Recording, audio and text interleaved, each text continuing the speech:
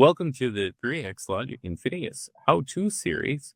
Today we are going to take a look at adding a user. So to add a user, the first thing that we're going to do is log into our Infinity software using a valid username and password. Once we have successfully logged into the software, then we are going to click on the People tab at the top of the screen.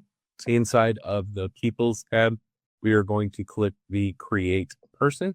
The required fields for a new person is going to be first name, last name, and a group of users that have access to a door or doors. So we're going to add our name, and then we are going to add our site code and our valid card code and select a group. We can select one group or multiple groups.